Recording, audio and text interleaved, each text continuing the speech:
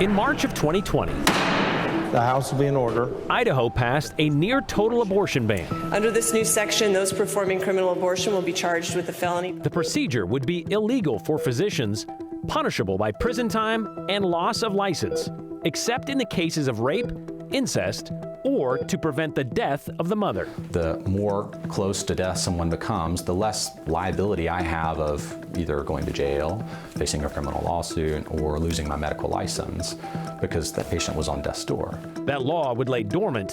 Here's the scene right now of crowds gathered until the Supreme Court's Dobbs decision in June of 2022, and officially enforceable that August. Right now, new laws banning abortion are taking effect. However, the lawsuits would soon follow. From the Department of Justice, the hospital must provide the treatment necessary to stabilize that patient. But also from Idaho doctors. Abortion is health care. It's often the #1 treatment for some pregnancy conditions. And from patients. My life was not currently at risk. What is the level of risk? What is life-threatening? Who had to go out of state to get the care they needed. I had to be there by myself to go through it all, and it was really, really devastating.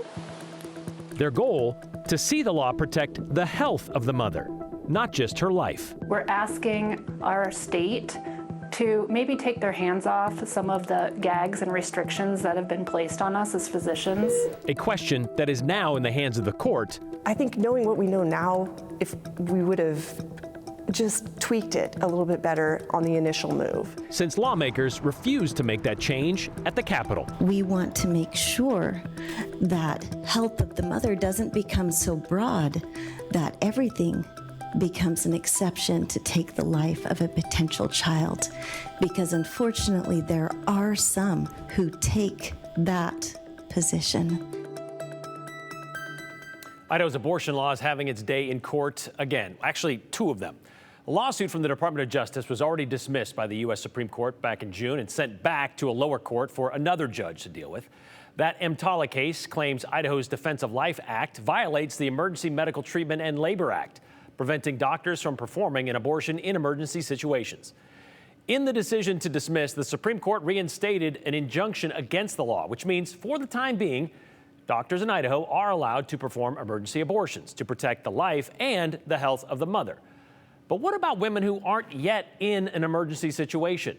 As we learned from a maternal fetal medicine doctor back in June, Idaho's law, as written, puts doctors in an inverse relationship with their patients. For a woman with pregnancy complications, the closer to death she becomes, the less liable the doctor has, or less liability the doctor has of either going to jail or losing his license. But they don't want to wait until their patient is on death's door. Neither do the women, which is why the Center for Reproductive Rights filed a lawsuit in September of 2023. And they did so on behalf of 4 women and 2 doctors, 3 of which we heard from last summer, and the Idaho Academy of Family Physicians. They want to clarify Idaho's abortion laws, the near total ban and the one preventing any abortion after 6 weeks. They want the exceptions to include non-viable pregnancies and to protect the health of the mother without having to wait until, well, the mother is near death. Today in court, the plaintiffs claimed reproductive health care in Idaho spiraled into a crisis after the Dobbs decision overturned Roe v. Wade. Pregnant women were left unable to protect themselves and their families. Attorneys call the laws, quote, government overreach, and force women like Jennifer Adkins out of state for medically necessary abortions.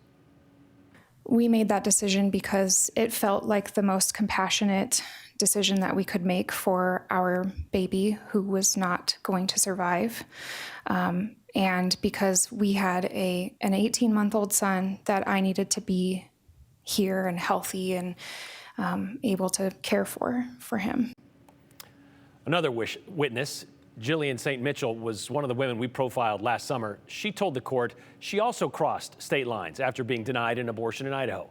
She learned her baby was unlikely to survive the pregnancy because of severe genetic and developmental conditions. She and her family now live in Minnesota. I can't imagine my daughter and son receiving that kind of messaging. I want them to have, a belief that women can make decisions about their health care, and I want my daughter to feel safe becoming pregnant someday if she chooses to do so. And I just don't feel like that would be the case if we were raising our kids here. Well, lawmakers did amend Idaho's Defense of Life Act to include ectopic pregnancies. But what about the other myriad of other medical conditions that can threaten a pregnancy or a pregnant woman? Plaintiffs are hoping the court will give doctors the latitude to use their best medical judgment to determine if a pregnancy poses a risk of, say, internal bleeding or an infection, and the dozens of other complications that make it difficult or impossible to continue a pregnancy. That would include fetal abnormalities. Lawyers for the state of Idaho said today it's not the court's place to write exceptions into law, saying that would usurp the will of the people. One of their attorneys also argued the laws aren't vague, and they do protect moms and babies. He called abortion procedures, quote, gruesome and barbaric, while claiming the lawsuit is based on, quote, hypothetical medical situations. A local OBGYN took the stand this afternoon, telling the judge about the consequences of, quote, confusing laws that instill fear in medical professionals.